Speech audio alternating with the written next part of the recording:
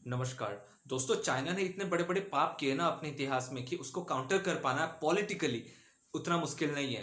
दोस्तों आज के इस वीडियो में हम डिस्कस करेंगे कि चाइना को कैसे पॉलिटिकल वे में काउंटर किया जाए और उसे हराया जाए। तो आइए दोस्तों शुरू करते हैं। सबसे पहला चाइना का अगर पॉलिटिकल ब्लंडर की बात करें तो वो होता है तिब्बत। दोस्तों 1951 में चाइना ने तिब्बत के ऊपर कब्जा कर लिया था।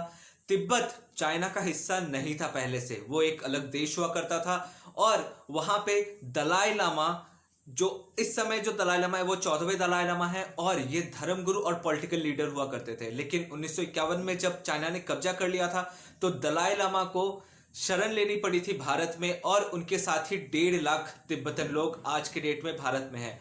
और इसीलिए तिब्बतन लोग भारत को इतना प्यार भी करते हैं।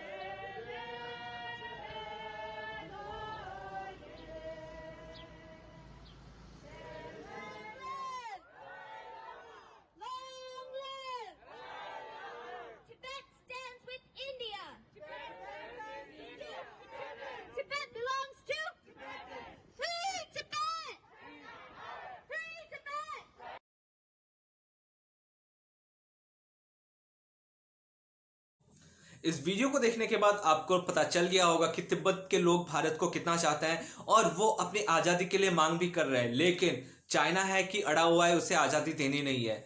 दोस्तों मैक्लॉयडगंज हिमाचल प्रदेश में तिब्बत का एक सरकार चलता है। जी हाँ, वो गवर्नमेंट इन एग्जाइल है, लेकिन वो तिब्बत के फ्रीडम के लिए हमेशा डिमांड कर रहा है। और अगर इस कॉज को हम आगे लेके चले और इंटरनेशनल फोरम में जोर शोर से उठाए तो चाइना को बैकलैश जरूर फेस करना होगा। अब दूसरी बात हम करते हैं उइघुर मुस्लिम्स की। उइघुर मुस्लिम आपने सुना होगा, चाइना के सिंगजियांग प्रोविंस में है और ये माइनॉरिटी ग्रुप्स में आता है चाइना के। दोस्तों चाइना ने उनके ऊपर बहुत से जुल्म ढाए हुए हैं, यहां तक कि वहां पे नसबंदी भी कराई गई है और वहां पे जो बर्थ रेट है वो गिर के 7% हो चुकी है। जी हाँ दोस्तों, अगर पहले 10 बच्चे पैदा हुआ करते थे 2015 में, 2018 में वो 60% यानी कि 6 तक पहुंच चुके हैं। उनकी चाइनीज आर्मी 1 मिलियन से ज्यादा उइगुर मुस्लिम्स को अपने कैंप्स, मेडिटेशन कैंप में रखे हुए हैं। और जो हमारे पड़ोसी मुल्क है पाकिस्तान, उनको दिखाई नहीं देता कि इस्लाम के ऊपर कितना अत्याचार हो रहा है वहां पे, लेकिन वो आवाज नहीं उठाएंगे। दोस्तों अगर उइगुर मुस्लिम्स का भी हम आवाज आगे लेके जाए तो ये भी चाइना को बैकलैश करने में बहुत ही फायदा पहुंचाएगा। दोस्तों टिकटॉक चाइना की ही कंपनी है, लेकिन अगर कोई उइघुर मुस्लिम जो चाइनीज ही ऑफ कोर्स, वो अगर अपनी आवाज उठाते हैं तो उनके वीडियोस को डिलीट कर दिया जाता है। दोस्तों अब तीसरा पॉइंट अगर हम आए तो ताइवान के ऊपर। ताइवान और चाइना दो अलग देश है, इसमें आपको कंफ्यूजन नहीं होनी चाहिए। और चाइना दो है। जी हाँ दोस्तों, हम सिर्फ एक चाइना को जानते हैं जिसका कैपिटल बीजिंग है और जिसके राष्ट्रपति सी जिनपिंग है, लेकिन चाइना और एक है जिसे हम रिपब्लिक ऑफ चाइना के नाम से जानते हैं, आरओसी, और वो है ताइवान। दोस्तों चाइना की इतनी गुंडागर्दी आप कह सकते हैं, उसके चलते आज तक ताइवान को सिर्फ 15 छोटे छोटे देश ही मान्यता देते हैं। और जो भी देश अगर ताइवान को मान्यता दे देता है तो चाइना उसके अगेंस्ट हो जाता है और ट्रेड अपना कैंसिल कर देता है और बाकी जो भी एक्शन ले सकता है।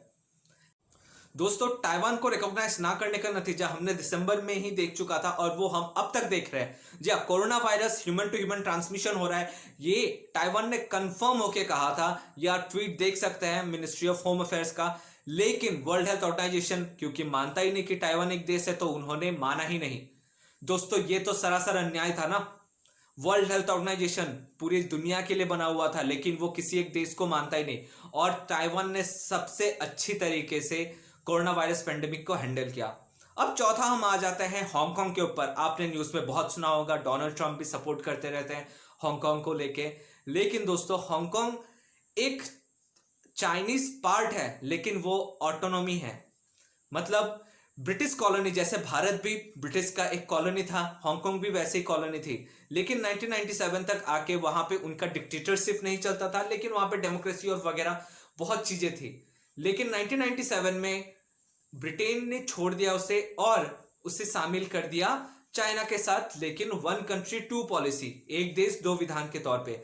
लेकिन चाइना चाह रहा है कि वहां की जो डेमोक्रेसी है, फ्रीडम है, जो चाइनीज प्रेसिडेंट शी जिनपिंग को बिल्कुल पसंद नहीं है, उसे कैसे खत्म कर दिया जाए। और उसी की वजह से एंटी डिटेंशन लॉ लाया गया, जिसके कारण अगर हांगकांग में कोई भी आवाज उठाता है तो चाइनीज जो मेनलैंड टेरिटरी है वो हांगकांग से ले जाके वहां रख सकते हैं। तो इसी के खिलाफ वहां पे आंदोलन चल रहा है और विद्रोह भी चल रहा है। दोस्तों, इसे भी हमें आगे बढ़ाना चाहिए कि चाइना अपने लोगों के ऊपर कितना ज्यादा अत्याचार करती है। पांचवा पॉइंट अगर हम आ जाए तो वो है 9 डैश लाइन। जी हाँ, साउथ चाइना सी में जो चाइना की गुंडागर्दी चलती है उसे भी हमें आगे लेके आना चाहिए। दोस्तों, साउथ चाइना सी में बहुत से देश है, फिलीपींस हो गया और बहुत से जापान भी। लेकिन उनकी जो छोटे छोटे आइलैंड्स है आसपास, उसमें चाइना धीरे धीरे कब्जा करते जा रहा है और अपने मिलिट्री बेसिस भी बना रहा है। अब चाइना एक पॉलिसी फॉलो करता है कि 9 डैश लाइन, इस 9 डैश लाइन को आप देख पा रहे हैं, और चाइना कहता है कि यहां पे जो भी है वो हमारा है। लेकिन ये सरासर गलत है और मैरीटाइम ट्रीटी के अगेंस्ट भी है। दोस्तों, इन सारी चीजों को अगर हम जोर शोर से आवाज उठाए और इनकी मुहिमों को अपना सपोर्ट दे तो चाइना अलग थलग और पड़ सकता है। ये बहुत बड़ा पॉलिटिकल एजेंडा एक होता है कि हमें आवाज नहीं उठानी होती है। क्यों? पाकिस्तान को ही आप देख लीजिए, कश्मीर में इन्हें बहुत कुछ दिखता है, लेकिन उइघुर मुस्लिम्स के खिलाफ कुछ भी हो जाए तो उन्हें नहीं दिखता। दोस्तों, मैंने आशा करता हूं कि आपने सलामी टेक्निक वाला वीडियो भी देखा था। उससे आप समझ गए होंगे कि चाइना कौन सा टेक्निक अपनाता है पड़ोसी देशों में उनके जमीनों को कब्जा करने के लिए। आगे भी वीडियोस दोस्तों आएंगे। अच्छा लगा तो प्लीज लाइक, शेयर और सब्सक्राइब कीजिएगा। धन्यवाद दोस्तों, खुश रहिए, खुशियां बांटते रहिए। जय हिंद।